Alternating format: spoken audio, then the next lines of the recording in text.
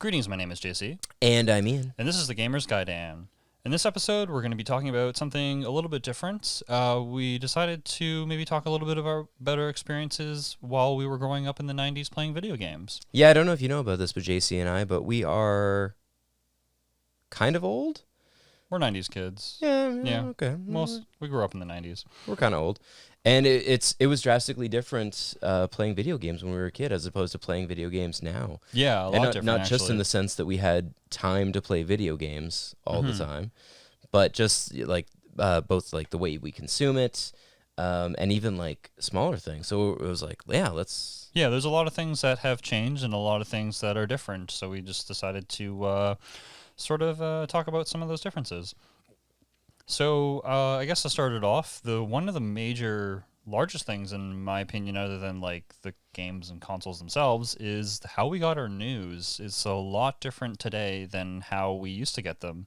Because before we had like gaming magazines, which, you know, you'd have to have an income to be able to buy. So as a kid, some of these will be, because we were kids, are a little bit different. But even if we weren't kids, it's an added expense that we don't necessarily have the option to do anymore. There's a couple niche magazines still out there, but they're like between $5 and $10 depending on the magazine and the era of the 90s. That Plus, like on top of that, that's that information is at least a month old. Yeah, that's true too. Like it's some not of the bigger new. magazines though, they got previews for it, so there would be like in-date information. Like Nintendo, for example, had Nintendo Power, which is a really great magazine, and generally like the big releases would have a walkthrough with them, and you'd be able to go through and then get all the actual maps and stuff like that from the developers and everything, so that they were fairly new. Sometimes they'd be a month or two out, but I mean, I remember having a Game Pro magazine that had like a preview for Mortal Kombat 2 right in it, and it had like a whole bunch of the actual actors, like just photos from the I guess recordings. Yeah. It was kind of crazy, and you saw some of the new characters and that. But if you think about it now, like the news that we get is instantaneous. Like if, on Friday, we got the new trailer or the intro video for the Final Fantasy VII Remake. Yeah, which is great, by the way. Absolutely. Watch it if you haven't. But that they just like drop it. They're like, here you go. And we were watching and talking about it right away. Yeah, like Whereas, the hour that it had come out, yeah, and everybody had seen it, there was a good million views in no time on it, whereas before you'd either see some of the previews in like a PC Gamer magazine that came with like trailers on a CD-ROM, or before that like with demos and stuff like that, or there'd be commercials on television for, like, I know that's how I knew about Sonic and how that was a new game coming out, because there was a lot of advertising for that on television. Or the original Final Fantasy. The original Final Fantasy had tons TV of placements and stuff like that, which is really cool. Which is neat because it was like a bunch of the spliced CG movies that you see throughout the game, and so it kind of like, I remember the rocket ship scene where they're going out off into space was a scene in one of the trailers, which is like quite far into the game. It's kind of like showing you something that's really epic and cool, but you don't see it forever. It's true. Yeah, but it's kind of weird if you think about it, that that's how we consumed news. That's how we found out about video games that were coming out. It's kind of like the magazines have moved over to websites now, and even then, most of the websites aren't even doing game reviews anymore. They're just talking about culture or different topics that aren't actually like, is this game good, or is this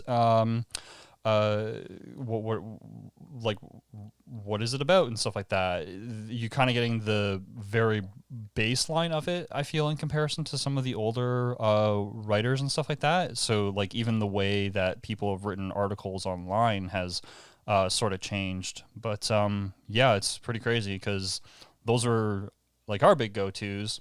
You'd always have a friend who'd have a magazine, or somebody who had read something, and you'd get like information through word of mouth on like whether or not, like, I played the new Ninja Turtles game, and I'd be like, oh, this is the greatest game, you got to play it, right? Like that's how you found out about some of these games. Like I wouldn't have known about Mega Man unless one of my friends told me about it. My uncle works at Nintendo, and Mario 4 is on the way. Still waiting. It's already out in Japan. Yeah. That's Liars.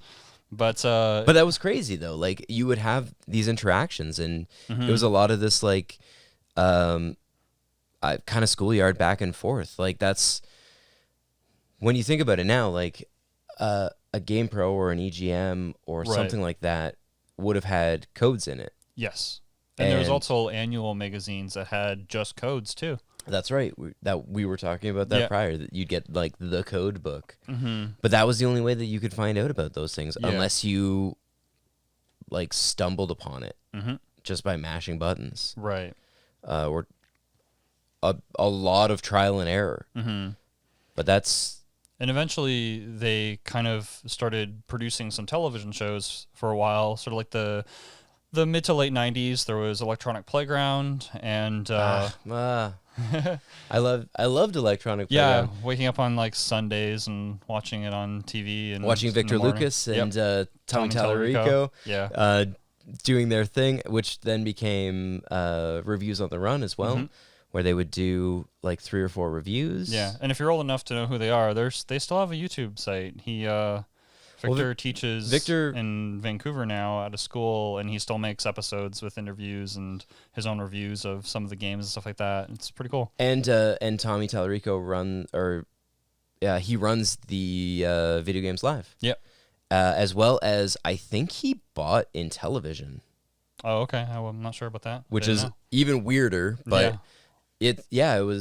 it's odd to see that because even up until the early 2000s, like there was Mm-hmm. EP Daily, which ran every single day. Yep. Reviews on the Run. Well, that's though the EP Daily was in the early 2000s, whenever G4 TV was a thing. Yes. But that was like post 90s. Which, well, yeah. Yeah. But it was like, that was still going for like a long time. We still had that sort of Yeah. media happening. And even in the like early mid 90s, there was this is a Canadian show, but Video and Arcade Top 10 showed on YTV. Which was a competitive video game TV show. Yeah, there was one in the 80s. I think it was called like Gamerade or something like that. But so there has been like competitive TV game shows for a while. But yeah, Classic esports. Yeah. With Nicholas Pickles.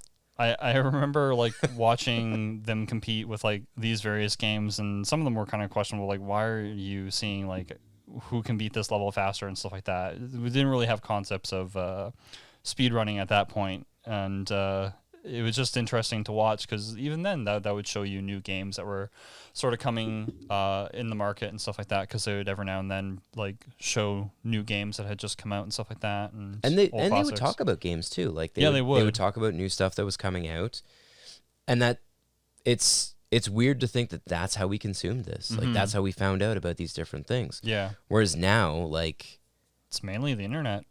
entirely the Yeah. internet. You I mean, either- a little bit of word of mouth. Yeah, still word of mouth, obviously. Like, obviously, your friends are going to tell you about this great game that they're playing, or you're going to be watching a show like this and listening to what games that they're talking about and stuff, and might get a suggestion that way.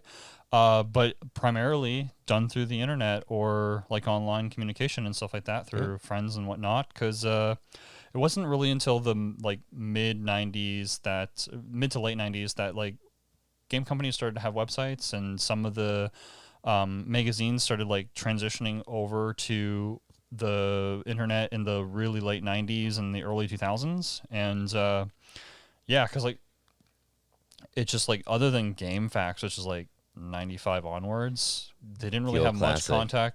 content at the early. It's just people who sort of figured it out or transposed a really old Prima Guides strategy guide over to a TXT format.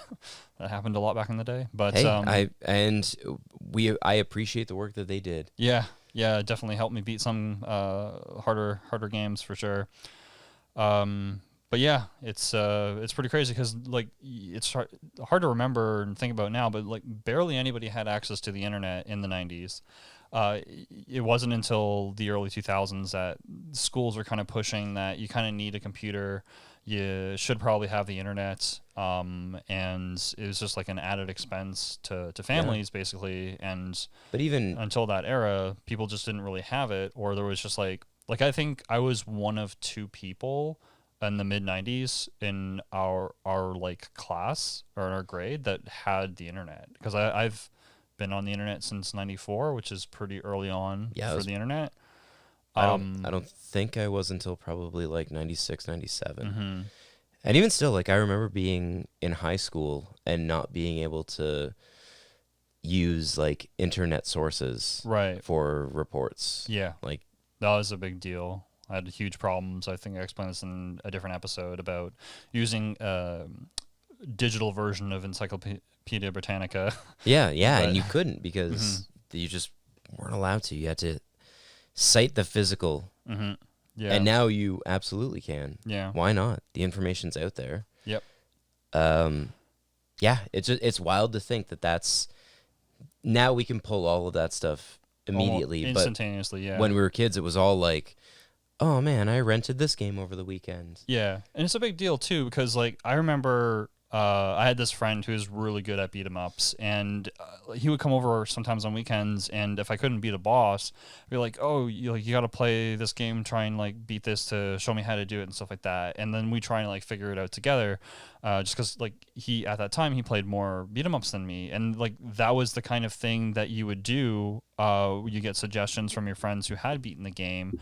Or tips and tricks from the magazines and stuff like that. And now you can just watch it on the internet and then watch somebody who's better than you or has beaten it, and then actually look and then like rewatch a couple times to see like what is that pattern or what is it exactly that they did or how they're doing it and stuff like that, so that you yourself can either like get better or get through it or whatever the case is, or Or even end your like, frustration and just figure out what the puzzle answer is. even beyond that, like you can, I know, I know a couple people that were, or I know a guy who was playing through Bloodborne Mm-hmm. on the PS4, and he was really struggling with some sections, and someone on his friends list just like actually took control online, because that is a function. You can hand off it, like you can watch That's so someone's cool. I had game. no idea that's a feature. You can hand off gameplay to the other person, and they can play for you. And Wow. they got him through sections because they were challenging. The other person had done them before, so Right. they just did it. Yeah. Like that's a wild concept. Yeah.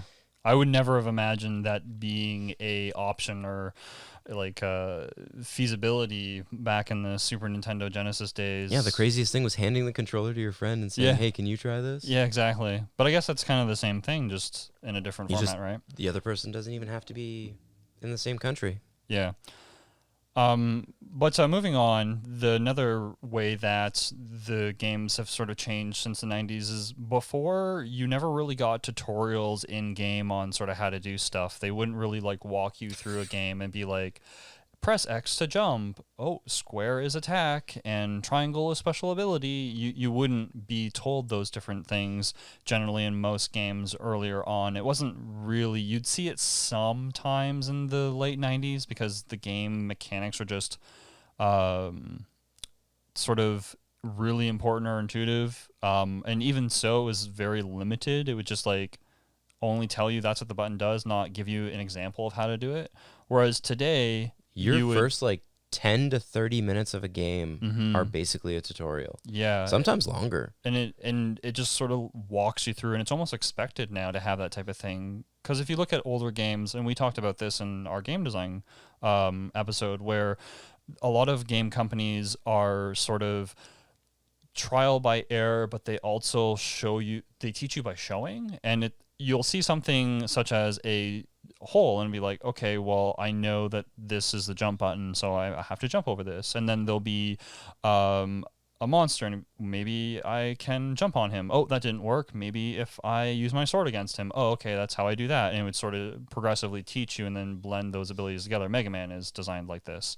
And yeah, it's just a lot different in the design than what it was before. Because if you go back to Crash Bandicoot, there's some of those aesthetics of how they teach you, and it's pretty good game design, but they don't walk you through certain instances and say, well, this is how you get past these types of sections and things such as that. But in a newer game that is very similar, it will basically handhold you through like the first 10, 20 minutes of a game Yeah, and it'll show you it'll how to do everything. slow things down as you're Mhm. coming up to that first jump, and flash the like press A to jump. Yeah.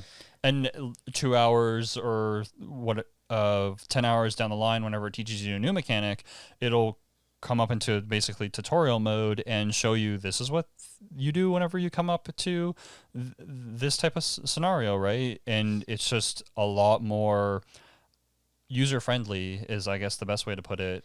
I mean, in some cases, it's a little frustrating because I know I've been in previous episodes. I might have talked about playing Outer Worlds.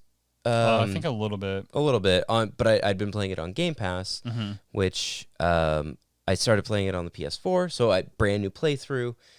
I've seen all of this tutorial stuff now, and now it's like again. Every time I open up a new menu, it's like, oh, this is what you do in this menu.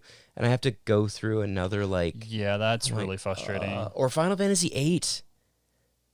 I love Final Fantasy VIII, but when you start it, all of the walking you through, how you do each individual system, I'm like, Yeah. guys, just let me figure it out. And that's really interesting because, like, 8 is a game that came out the late 90s.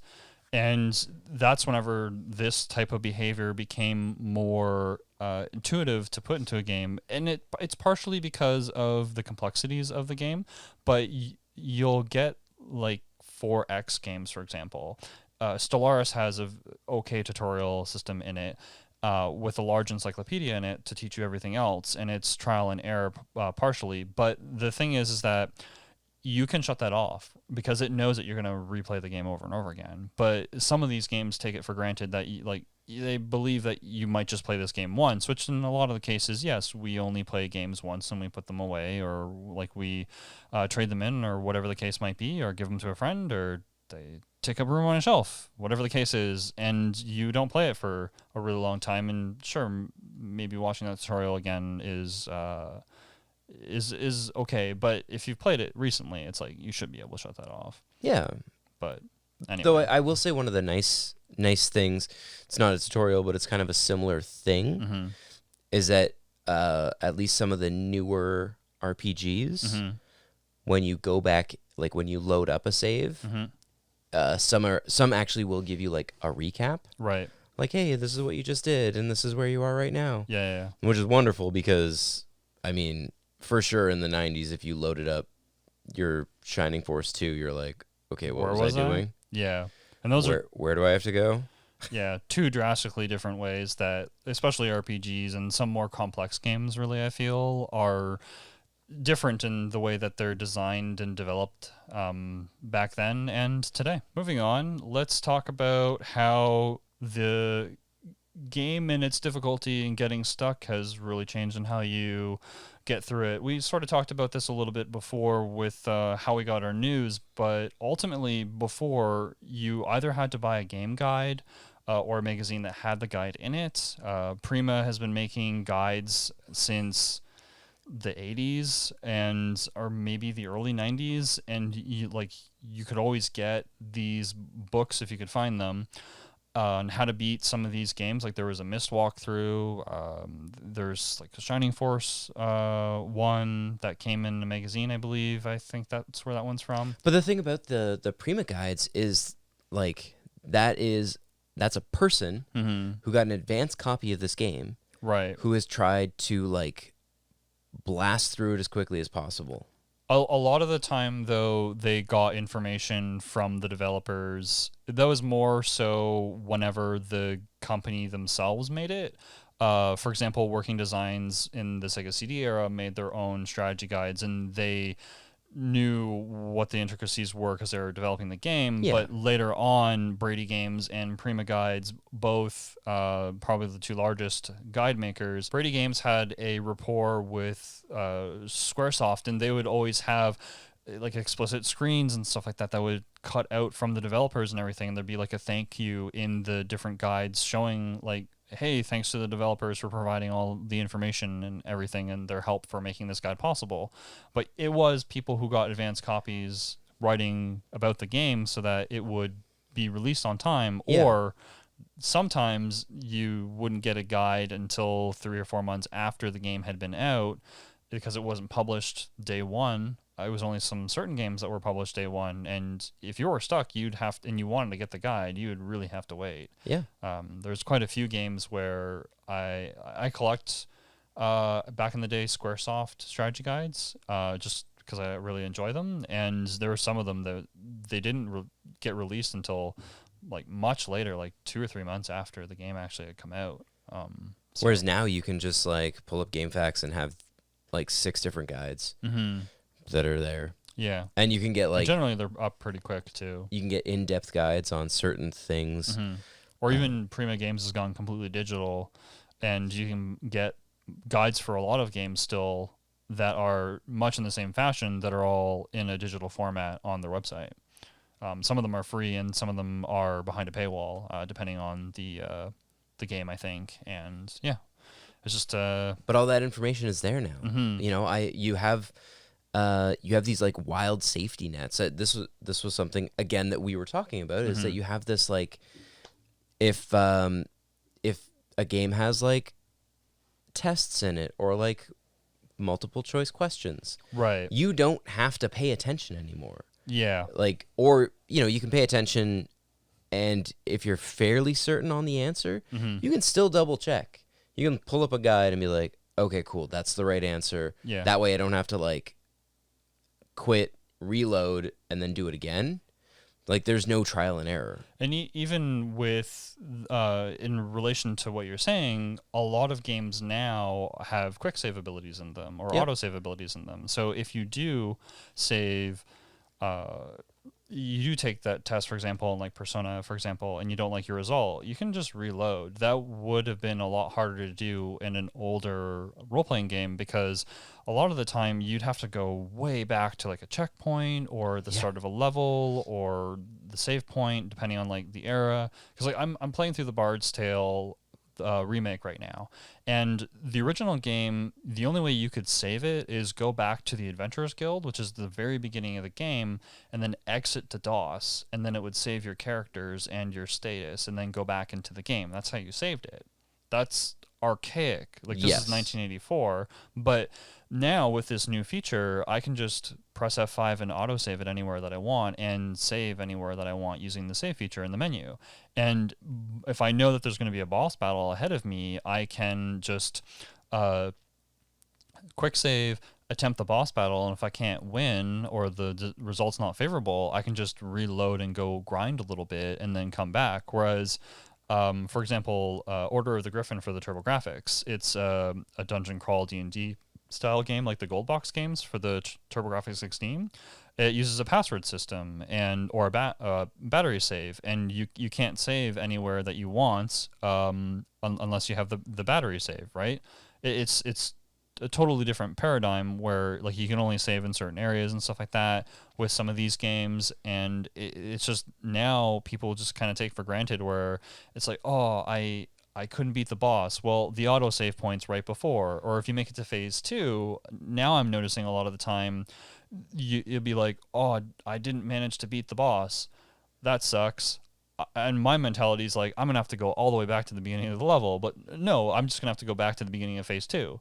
Yeah, I mean, because that's how Tomb Raider was. A lot of times, yeah, it's like, all right, now it just rewinds you to phase 2. Yeah, you get to phase 3 and you can't beat phase 3. Just reload at the beginning of phase 3. Because like I said, the latest Tomb Raider did that, where if you got it into a certain phase of the boss battle, then the certain phases had checkpoints. Not every phase had a checkpoint, I think, if I recall correctly. But yeah, it had checkpoints during the phases for that last ending part of the game, and I definitely used them because sometimes I made a rolling mistake where I fell off the edge and it's like, oh, not again. Oh, well, I'll just reload.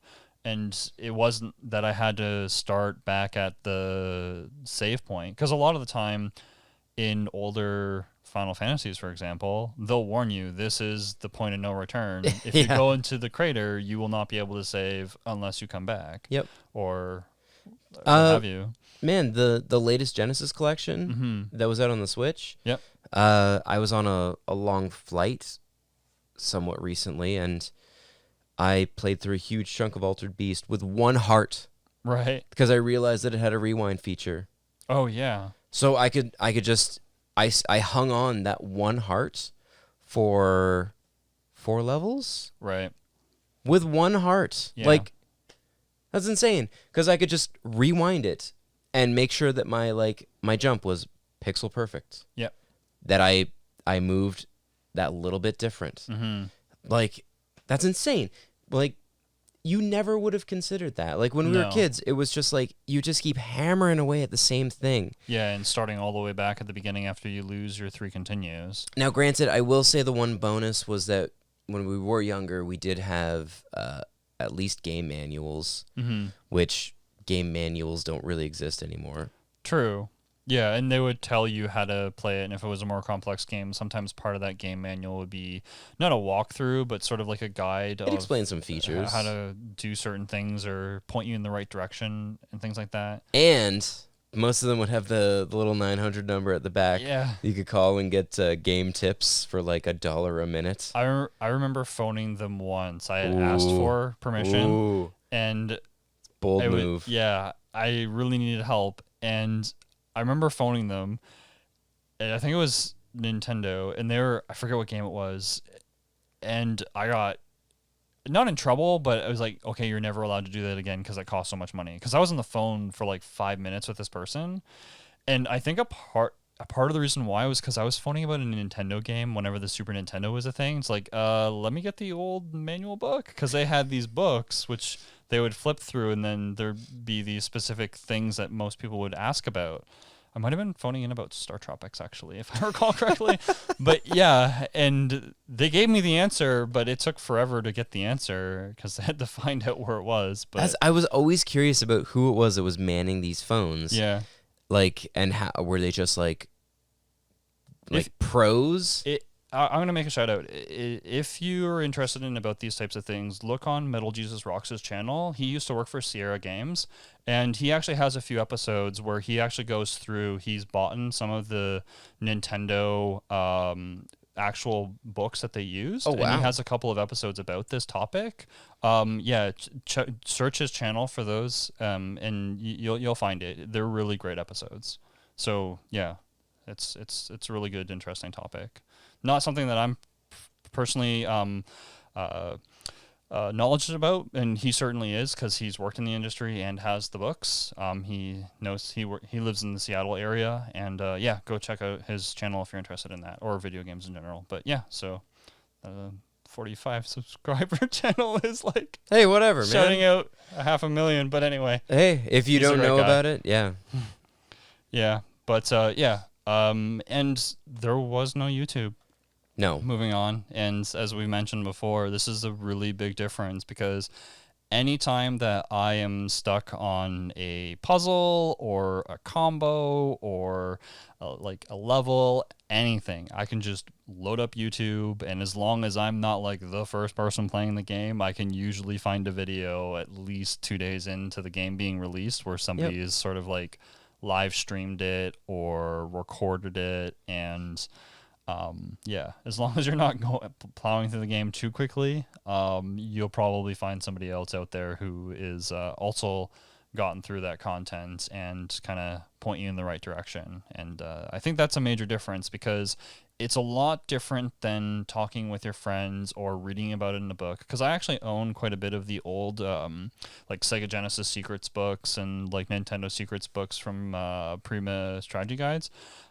From the 90s, that they're just like a few pages or a page on a certain game, and they would give you information about it. And just reading a wall of text about this and not very many pictures and stuff like that, it's a lot harder to sort of interpret what it is that you're supposed to do. Well, because the text can't give you, there's no it's a visual medium, context, right? So yeah, it's someone trying to explain the way to do something the best that they can using words, as opposed to being able to actually show you. Yeah. Now, I will say I do remember getting a VHS. I'm old. I got a VHS from the Oscar Mayer Wienermobile, for real, that had like video game tips and tricks. Well, that's pretty cool. Do you still have that? Oh, goodness, no. Oh, that's too bad. So Sometimes back in the 90s Mm-hmm. when VHS was a thing, sometimes companies a would actually give you. thing until like the mid 2000s. Yeah, I have no All right. idea where it went, but yeah, I remember it because it had Echo to the Tides of Time, Right. and it had it showed you how to do the like level skip, Oh, okay. That's cool. and like it demonstrates it, and I was like, oh, that's really cool. Like it just kind of Like shows you, yeah. you get and you can see it. Mm-hmm. It's not just it has the button prompts on the screen, but you actually see, okay, this is the spot that I have to jump, Right. as opposed to, reading a guide Mm-hmm. that's like, oh, it's this rock, like three Yeah. frames left of this rock. Mm-hmm. That's one of the reasons why I liked at the time the Brady game strategy guides more than the Prima strategy guides, because they tend to have more pictures, and they were sort of more visually interpreting sort of what you need to see, especially if you need to like look for an item or something like that. But yeah. But let's go on into some other differences and kind of remembering how things were different in the 90s. And one of the biggest things was that there was a lot more consoles, because today you Yeah. have 3 arguably like consoles and some other mediums. I guess this could kind of be taken 2 ways. Maybe there's as many mediums to play games because you have like the virtual stores and things like that. But like physical hardware, there was a lot of different options. There's the Genesis, Super Nintendo, 3DO, the Tower Power, 32X, the Sega CD. I can Even go on. even just within the handhelds, Mm-hmm. we have a whole episode on the handhelds. Yeah. But you had a Game Boy, a Game Gear, Mm-hmm. the Jaguar. Yep. No, Well, Lynx. that's one I forgot. Yeah. The Atari Lynx. There was the TurboGrafx. Yeah. Like, There's just there like from 88 to sort of like 95, there was so many consoles being released. There's like probably 10 of them. well, you had all of these like electronics manufacturers who were trying to break into this market. Yeah. At this point, Especially since it was growing so quickly. you have 3. Mm-hmm. Yeah, you have Switch, Xbox, PlayStation. Yep. Right? And then you have a computer. And Yes. then, like I said, arguably, you could say there's Steam, GOG, Epic Store, and so on. And all those new mediums are kind of bringing back an era where there's a lot of different mediums to play and ways to play games, especially with the like 3 digital streaming services that are available now. Well, yeah. I Yeah. mean, now, you have Stadia. Yeah, Stadia, and there's the NVIDIA. Like, you can be playing... even Xbox is getting into Yep. streaming as well. Yeah, you're going to be able to play Xbox games on your phone. Mm-hmm. Yeah, and 'Cause why PlayStation's not? doing similar things as well with being able to stream the PlayStation games. They already do. You can do it to your console. But yeah, like we're getting more ways to play it, and it's kind of coming back. But for the longest time, I remember sort of like growing up in the early 90s and just having all these options and just sort of being overwhelmed with trying to decide what console do I want? Because if I made certain choices, they would have been bad choices. Yep. Sure, I might have had a lot of fun with those choices, and collecting them later would have been less expensive. But Sega Saturn. I almost bought a 3DO. Yeah. And they were like $500. Mm-hmm. They're expensive now, But I opted to go with a PlayStation 1. which is the correct choice because it. But at the time, I was like, oh man, the How would you 3DO. know? Because Gex was a lot of fun, and Mhm. there was a Demolition Man game that was pretty okay. And Yeah. that game with Kirk Cameron in it. I think it was The Horde. But Maybe. that's the thing. Like, you had these weird exclusives Yeah. for consoles. That's the only way you're going to be able to play them. Mm-hmm. And you have like 10 different consoles, Mm-hmm. all with their own content. Yep. It's not like cross-platform. Even the differences between the same licensed game. Yeah. from the Genesis to the Super Nintendo. The best example is if you played NHL 94, for example, or 95. If you played the Super Nintendo Genesis version, the PlayStation and the Saturn version, they're all drastically different. They're like differently developed games. The two 2D platforming games were very similar, and the two 3D platforming games were very similar with their own respects. But today, if I played like NHL 10 on the PlayStation 3 or the PlayStation 4, they're basically the exact same game. The major difference is that the PlayStation 3 is on low graphics and the PlayStation 4 is on medium graphics. And if you bought a PlayStation 4 Pro, it'd be on high graphics or something like that. And like a lot of games in those transition eras were always released even back in the 90s on multiple platforms. Like Mortal Kombat 2 is a great example that it came out on a lot of different platforms, but every version was kind of like an update, and they're very drastically different. That's why you see a lot of different channels comparing the difference between the versions and things like that. Like the NBA Jam is another great example, which was on a lot of different platforms, like 7 different platforms, and every single version of the game is either done by a different development company.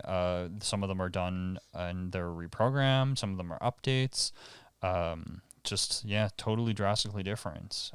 Well, yeah, because you had these small studios that were basically in charge of, okay, well, you're doing the Super Nintendo version of this. Yeah.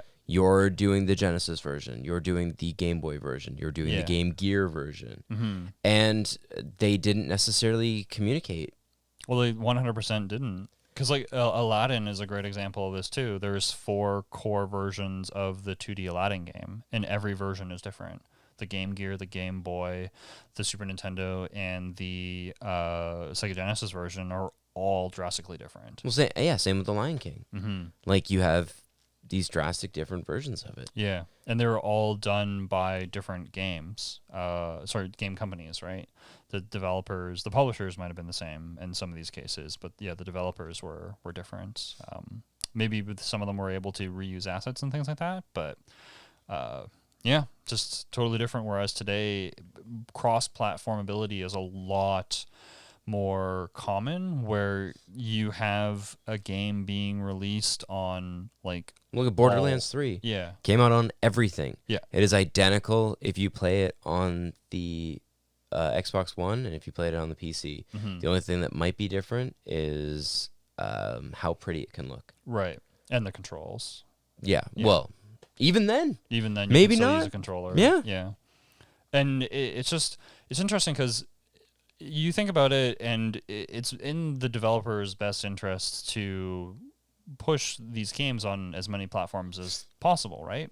So it's something that you could definitely have seen coming, especially in the PlayStation 2, Xbox One era, where some of these games were being, like, from the larger companies, were being released by these companies on multiple platforms. But that's part of the differences too, is that the companies back in the 90s and prior to that were a lot smaller. Konami was large, but they're not the large behemoth that they are today. Same with EA. They were very large then, but they're not as large as they are today, and they didn't necessarily have the resources to like make the same NHL game. No, they wouldn't. They wouldn't have those teams. Well, that was one of the interesting things we discovered when researching an episode like way back, was that Take-Two, or no, it was 2K. Yeah. 2K Sports, they were a smaller company previous, and they were the ones doing, I think they were doing the baseball games for the SNES. That were being released by EA. Yep. They did some of the Super Nintendo NHL games as well. Yeah.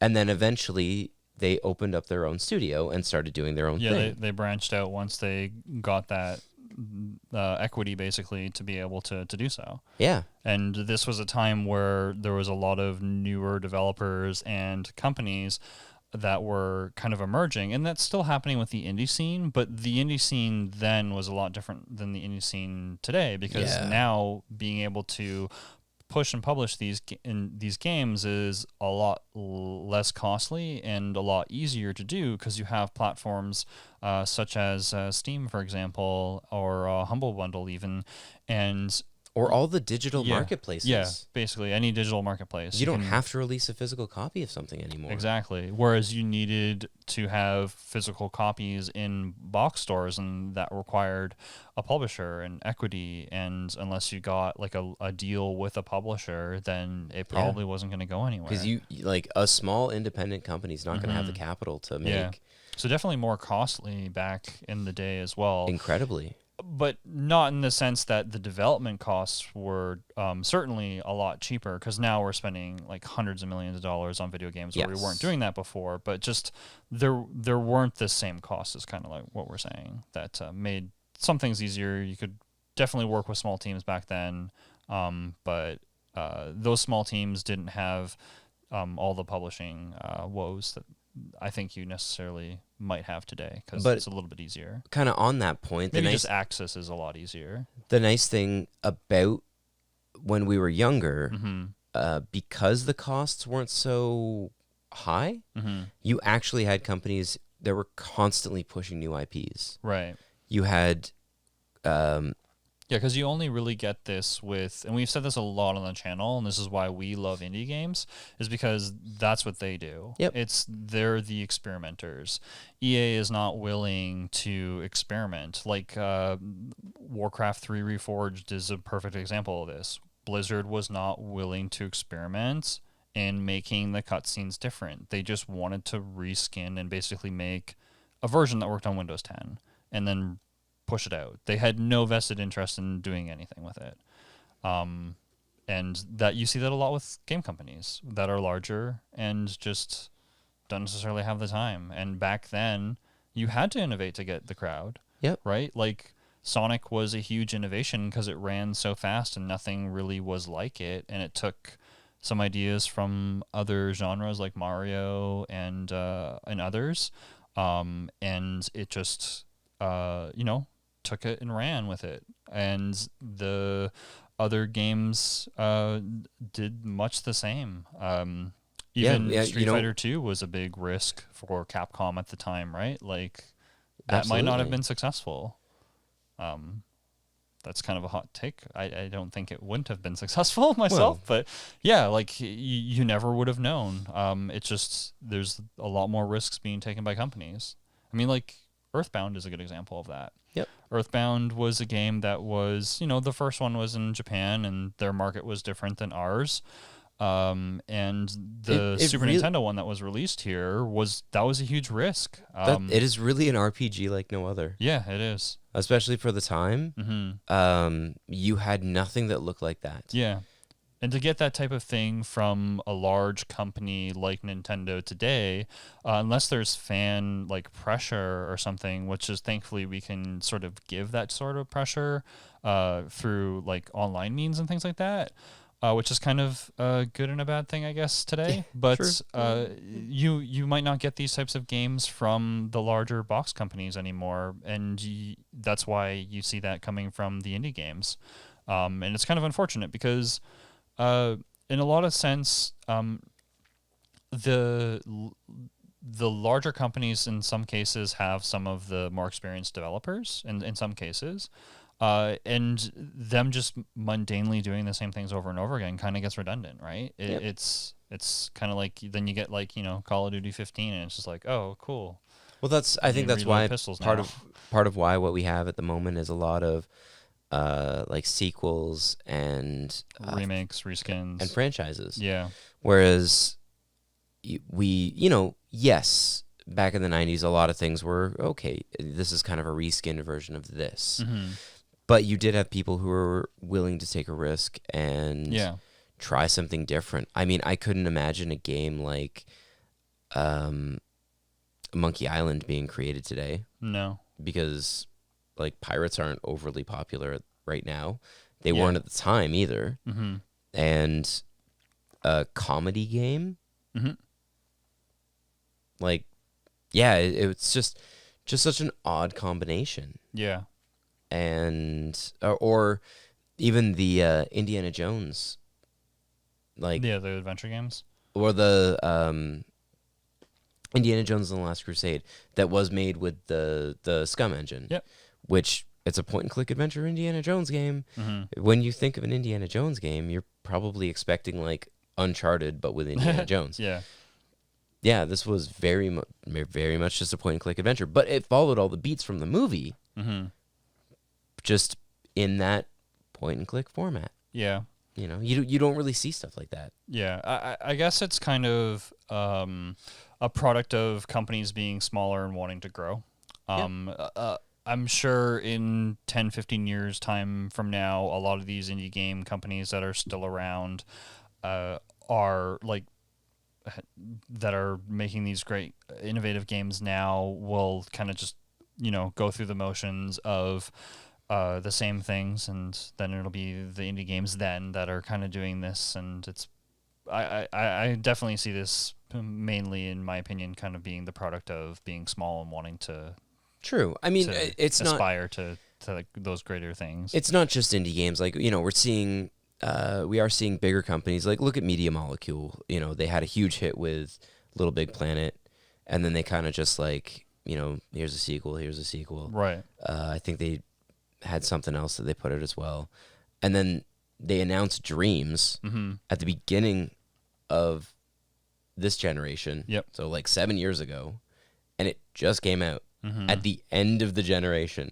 Yeah, you asked me if I had got it, and I had completely forgotten about it. But meanwhile, Sony's been throwing the money this whole time, saying, "Yeah, here you go." Yeah, there definitely keep is making those this, keep pet making projects. this.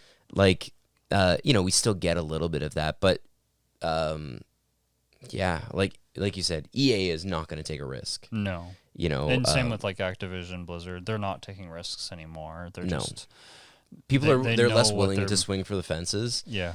And possibly fail instead of deliver like a mediocre product and make like consistent sales. Yeah. And to be fair, that's partially, I feel, because of the risk involved in it. Where you're a $1 billion company versus like a $1 million company, you have a lot more to lose on putting so much effort and investment into something big like this. That's why like you don't necessarily see as many of them, because it could literally just tank a company if it fails and they spend too much money on it. That's true. Whereas like back in the 90s, it was 4 guys in a garage, and or just one like dev studio with a couple hundred people or something like that, instead of like a couple hundred people, like a couple dozen people. Yeah, like id Software being like just like a couple guys, but. Also, though, you did have in the 90s, you did have the, like, rock star programmers, like John Romero. I mean, that guy's just a legend. Yeah. Granted, didn't do anything really that we speak of after that, but... That's fair. But I guess ending in kind of the most drastic change of things that happened in the 90s is the technology change. Yeah. And we lived through the transition from 2D to 3D. This arguably kind of happened in the 80s a little bit with the sort of vector games and some of the like wireframe 3D games and stuff like that. Except they were all red. Yeah. Or like a green. yellow color, green, yellow. And the advent of the Saturn and the PlayStation and the consoles in that era had the 3D rendering graphics. Like, I think the first time I sort of saw a console have 3D graphics was the Star Fox, and that game blew my mind. I was like, this is the future, and it didn't even have like textured polygons. It was just like flat polygons with like. It was a colored in vector game. Yeah, basically. But it blew my mind. And then you started seeing games such as Menzo Baranzan and the Elder Scroll Daggerfall game, which had sort of like a 3D access in the game where you could move like on the angle instead of on a grid, and it was like more true to 3D. Granted, Daggerfall was like everything was paper. True, but if it turned sideways, it disappeared. That's true, and in effect, like Doom was similar too, but it was still like 3D enough, right? Yeah, like, I mean, Doom was cubes at least, not sheets of paper. Right. But yeah, and just with that change, and originally having played like the Nintendo and like the Genesis and Super Nintendo, just everything being two-dimensional and side-scrolling, that was kind of like the formula. Like 3D completely opened up our access to just new realms of possibility, and you started seeing all these innovative ideas with these 3D games. Yeah, some of them are trash and some of them are really good and a lot of them are mediocre. But today, And very few of them aged well. yeah, and very few of them aged well. Unless they were going for a specific art style, I would say, yeah, a lot of them didn't necessarily age well. And today, whenever you look at kind of the technology enhancements, yeah, they're really great technology enhancements. And the difference between a PlayStation 2 and a 3 and a 4 and a 5 have those jumps. But the fact of the matter is that, like, other than maybe VR kind of being more readily available, I remember going to an arcade where they had these like 3D like get up machines where they had like a list of different programs. I think they were actually created in the 80s, but the 3D was around. It was just prohibitively expensive. Like other than that, like, just to expect better graphics and smoother frame rates and higher resolutions and stuff like that. It was neat because there was actually new evolving technologies. Yes. Right? Whereas today, yes, there's new evolving technologies, but they're iterations of the existing technologies. It's not like, whoa, a mouse didn't exist before, now it does. I know that came out like in the late 70s, but still, like, it's just an example. But yeah, it's just we don't get those anymore. You just kind of get like motion controls was one thing. That definitely was a big step, but it felt more like a gimmick rather The than DualShock. Yeah, that was in the 90s though. But that's a huge like. Mm-hmm. Yeah, because now we're going to be getting like the next iteration of that, which is pretty cool. It'll be force feedback on the controllers, apparently. Yep. But it's not like it's similar to what we've seen before. Whereas, having a Rumble controller was just crazy. At Man, the a time. Rumble controller. Yeah, It's insane. yeah.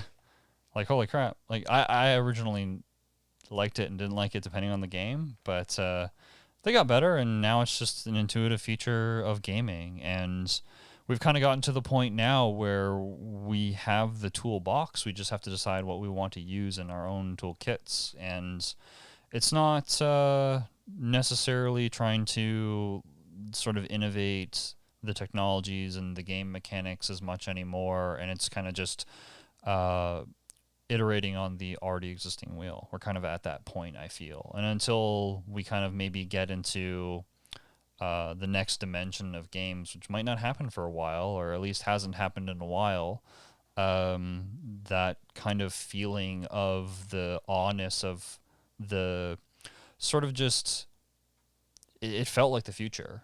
Like honestly, like whenever I played on the PlayStation for the first time and like 3D games and like even Mario 64, and like in its innovations and stuff like that, it was mind blowing. It honestly felt like the future. Where today I play a new game and I'm like, wow, this game looks fantastic and it plays fantastic, but it was my expected future. It wasn't just full stop. Nope. Guess what? Games are like this now, right? And I kind of miss that.